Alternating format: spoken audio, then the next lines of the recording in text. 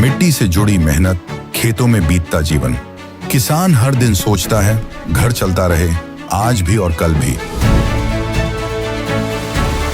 मौसम बदलते हैं, फसलें बदलती हैं, खेती के साथ साथ घर की जिम्मेदारियां भी चलती रहती हैं। भविष्य की इन्हीं जिम्मेदारियों को पूरा करती है एनपीएस, जो किसानों के कल को नया भरोसा और पेंशन की पक्की गारंटी देती है।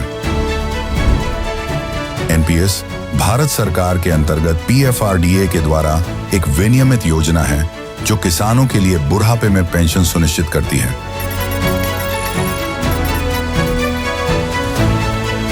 एनपीएस खाता खोलने के लिए अपने नजदीकी सीएससी से संपर्क करें या 1800-1107-08 पर कॉल करें। पेंशन की पक्की गारंटी के लिए एनपीएस जरूरी है। 17 मार्च मध्यरात्री साधारणपणे 12 ते 12:30ची वेळ होती। नाशिकच्या एका बंगल्यात 2 पोलीस प्रवेश करतात। तुमच्या घरात चोर शिरलेत असं सांगत बंगल्याच्या मालकाला बोलावतात। थोडा वेळ घराची पाहणी करून 1:30 वाजण्याच्या आसपास त्या व्यक्तीला अटक करतात। अटक केलेला हा व्यक्ती 67 वर्ष वयाचा असतो।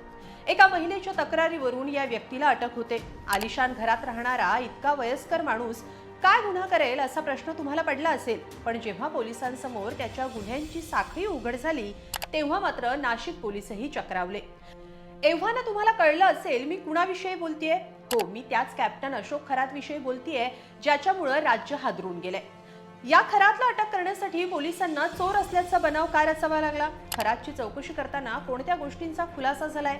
कोणती मोठी नावं यात समोर आली आहेत? एका महिलेच्या तक्रारीवरून पोलीस खरातच्या घरात कसे पोहोचले आणि मुळात ऐकून किळस येईल असं काय केलंय या खरातनं? सगळं सविस्तर पाहूया या व्हिडिओतून। नमस्कार, मी स्वाती पाटील, तुम्ही ही बातमी पाहताय लोकमत.com वर। नाशिक धार्मिक स्थळांसाठी प्रसिद्ध असलेली नगरी, त्याच धर्माच्या नावावर फसवणाऱ्या एका भोंदू बाबामुळे चर्चेत आली आहे। नाशिकचा हा भोंदू बाबा कुणी साधा सुद्धा नाहीये। राजकीय नेत्यांपासून ते सेलिब्रिटी आणि उद्योजकांशी संबंध असलेला हा खरात आधी कॅप्टन मग भोंदू बाबा कसा झाला सांगते। अशोक कुमार एकनाथ खरात उर्फ कॅप्टन, तो मर्चंट नेव्हीचा निवृत्त अधिकारी असल्याचं सांगतो आणि स्वतःला कॅप्टन म्हणवतो। गेली काही वर्ष तो अंकशास्त्रज्ञ आणि आध्यात्मिक मार्गदर्शक म्हणून नावारूपाला आलाय। त्याचं हे प्रस्थ इतकं वाढलंय की नाशिक जिल्ह्यातल्या सिन्नर तालुक्यातल्या मिरगाव इथं एक मोठं ट्रस्टही त्यानं उभारलंय। श्री ईशानेश्वर मंदिर ट्रस्टचा तो अध्यक्ष असल्याची माहिती आहे। नेव्हीत असताना या खरातनं 154 देशांमध्ये प्रवास केलाय, त्यामुळे त्याला अनेक देशांच्या भाषा बोलता येतात। तसंच अनेक देशांमधल्या चालीरीती आणि धार्मिक परंपरा याची जाण आहे। या आधारावरच अंकशास्त्र, कॉस्मॉलॉजी आणि आध्यात्मिक मार्गदर्शनाच्या नावाखाली त्यानं धर्माचा बाजार मांडला। शिवनिका संस्थांच्या माध्यमातून खरातनं धार्मिक कार्याचा आव आणला। त्याच्या या दरबारामध्ये राजकीय नेत्यांची हजेरी लागल्याचं समोर आलंय। यात गल्लीपासून दिल्लीपर्यंतचे नेते आले असल्याचे फोटो समोर आलेत। रुपाली चाकणकर, एकनाथ शिंदे, निलेश लंके, दीपक केसरकर, राधाकृष्ण विखे पाटील ते अमित शहा अशा बड्या नेत्यांचा यात समावेश आहे। इतकी मोठी पहुंच असलेला हा भोंदू बाबा अटक झाला तो एका महिलेच्या तक्रारीवरून। 35 वर्षीय महिलेने दिलेल्या तक्रारीवरून सरकारवाडा पोलीस ठाण्यात अशोक खरात याच्या विरुद्ध बलात्कार आणि जादूटोणा कायद्याअंतर्गत गुन्हा दाखल झाला। तक्रारदार महिलेने दिलेल्या तक्रारीत आरोपीनं महिलेला धमकी देत तसंच गुंगीचं औषध देऊन तिच्यावर अत्याचार केल्याचं सांगितलं। हे प्रकरण 2022 ते 2025 दरम्यान घडलंय।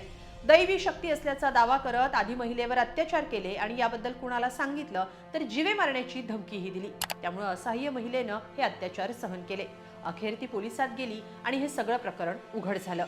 पण या खरातची मोठी पहुंच पाहता आणि तो पळून जाऊ शकतो या शक्यतेनं पोलिसांनी मध्यरात्री चोरीचा बनाव रचला आणि त्याला घरातूनच ताब्यात घेतलं। नंतर पोलिसांनी केलेल्या छापेमारीत हादरवणारे व्हिडिओ समोर आलेले आहेत। पेनड्राईव्ह सह काही इलेक्ट्रॉनिक साहित्य पोलिसांनी जप्त केलं। त्याच्या कार्यालयातले सीसीटीव्ही सुद्धा समोर आलेत, ज्यात हा खरात धार्मिक विधीचा बहाणा करून महिलेच्या डोक्यावर तांब्या ठेवून पुढे अश्लील कृत्य करतो असे 1-2 नव्हे तर 58 व्हिडिओ समोर आल्याचा दावा करण्यात येतोय। पण हे केवळ हिमनगाचं एक टोक असल्याचंही बोललं जात आहे। अशा शेकडो महिलांवर अत्याचार करत धमकावत कोट्यवधी रुपये लाटल्याचंही आता समोर आलंय। पोलिसांनी या खरातच्या फार्म हाऊसवरून पिस्तूल आणि जिवंत काडतुसही जप्त केली आहेत। धक्कादायक बाब म्हणजे हा भोंदू खरात तब्बल 200 कोटींचा मालक आहे। खरात यानं राजकीय मंडळी, प्रशासकीय बडे अधिकारी, सेलिब्रिटींना जाळ्यात ओढून अमाप माया जमवली आहे। आता एसआयटी या प्रकरणाचा तपास करतेय। पुणे इथल्या पोलीस उपायुक्त तेजस्वी सातपुते यांच्या नेतृत्वात हा तपास सुरू आहे. यात ज्या महिलांवर अत्याचार झालेत त्या पुढे आल्या तर अनेक बडे खुलासे होऊ शकतात. खरातचे कारनामे पाहता दुर्दैवानं एप्स्टीन फाईल्स प्रमाणे या कॅप्टन फाईल्स मधून काय खुलासे होतात आणि त्यावर काय कारवाई होते हे पाहावं लागेल. पण तुम्हाला काय वाटतं, या प्रकरणात काय कारवाई व्हायला पाहिजे? कमेंटमध्ये नक्की लिहा आणि लोकमत.com ला सबस्क्राईब करा. धन्यवाद.